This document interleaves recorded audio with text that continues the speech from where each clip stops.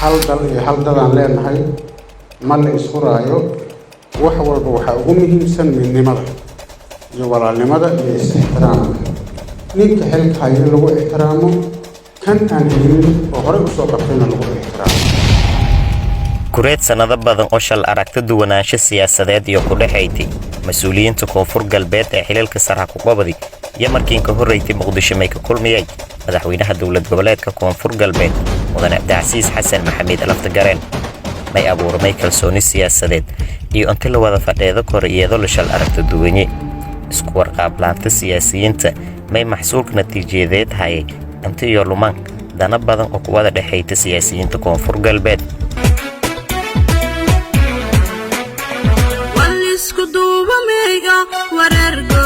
Cabdulcasiis wehelkayna oo wali bader nigul wi kulamo muuqaal fayl oo siyaasadeed biya in isku kooyan siyaasiyiinta xilalka sare dalka iyo koonfur galbeed ku qabadi iyo madaxweynaha dowlad goboleedka Soomaaliyeed ee koonfur galbeed mudane Cabdicasiis Xasan Maxamed Laftagareen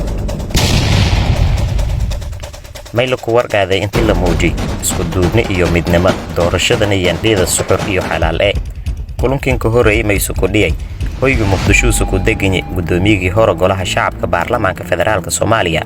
Professor Maxamed Sheekh Usmaan Jawaari mayna kulankaas oo madaxweynaha koonfur galbeed qayb ku hay la ka falaqeeyay dadaalad midnimada iyo isku duubnida isfahanka guud oo mira dhali intii wada hadallan siyaasiyiinta. muhiimadda ugu fiican oo kulankan iyo kulamadii ka horeeyay baan u qabanayna waxay ahayd dadka dad ehel waaye siyaasadda laga wada shaqeynayaa hal dal iyo hal dad aan leenahay ma la isku raayo. wax walba waxa ugu muhiimsan midnimada iyo walaalnimada iyo is-ixtiraamka. ninka xilka haya lagu ixtiraamo, kan aan helin oo hore usoo qabtayna lagu ixtiraamo. ixtiraamkaas iyo is-cafiskaas iyo walaalnimadaas iyo isla socodkaas iyo muhiimadda dowlad iska iyo wanaagga iyo sharafta iyo dalkaanaga iyo dadkaanaga anfacaysa taas oo tan aan wadno oo aan bilownay ilaa iyo meeshii ugu dambeysay aan gaarsiino aan rabnana waa taas in la midoobo dadka reer koonfur galbeed gaar ahaan dadka inta fadhiyo midnimo iyo walaalnimo iyo is-cafis lagu wada noolaado. mas-uuliyadda nin walbana saarana meesha uu ka hayo uu ka guto ayadoonan qofnana lagu dulminaynin qof gooni ahna loogu roonaanayn.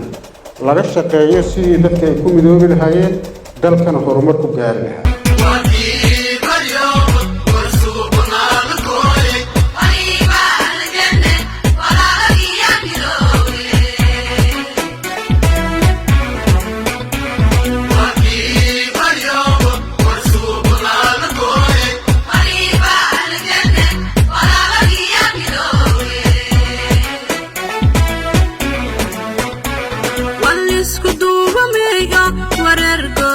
Cabdulcasiis wehelkayna oo wali bader nigul wi madaxweynaha dowlad goboleedka Soomaaliyeed ee koonfur galbeed mudane Cabdicasiis Xasan Maxamed Laftagareen iyo hadhawaay in iskooyowka siyaasiyiinta koonfur galbeed oo horseeday heliis reedin heliisineed oo qalanka laga doogi may kala madaxweyne Cabdicasiis Laftagareen sheegay intii wadanka uu sanbay xillo doorasho maamul jeyn uu soo gobdow doorasho xor iyo xalaal sugana ballan qaaday intii uu marna baraalan ku hayna hab cadaaladdan hayna intii doorashadan deeda sida la isku dooranayana way caddahay waa sidii hore la isku doortay iyo haddana la isku dooran doonaa. waxaa qoran heshiisyo iyo sharciyo iyo la soo maray. waxaa mas-uuliyadda ay saaran tahay annaga naga saaran tahay koonfur galbeed ahaan waa inaan amni sugno, waa inaan doorasho feera samayno, waa inaan service fiican samayno, waa inaan dadka kalsooni badan siino, waa inay albaabadaanada furnaadaan, waa inaan cabashada dhageysanno, waa inaan qof kasta oo muwaadin oo siyaasi oo reer koonfur galbeed aan ixtiraamno oo soo dhaweyno albaabadaanada aan furno. intaas waa ballan qaadayna albaabadaanada waa furayna.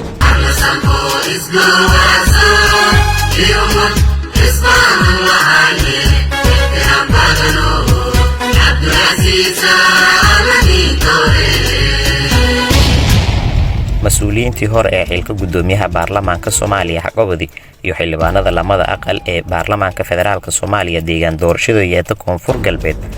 iyo hadhowaay dadaalka madaxweynaha dowlad goboleedka Soomaaliyeed ee Koonfur Galbeed Mudane Cabdicasiis Xasan Maxamed Laftagareen uu sakabiyahay midnimada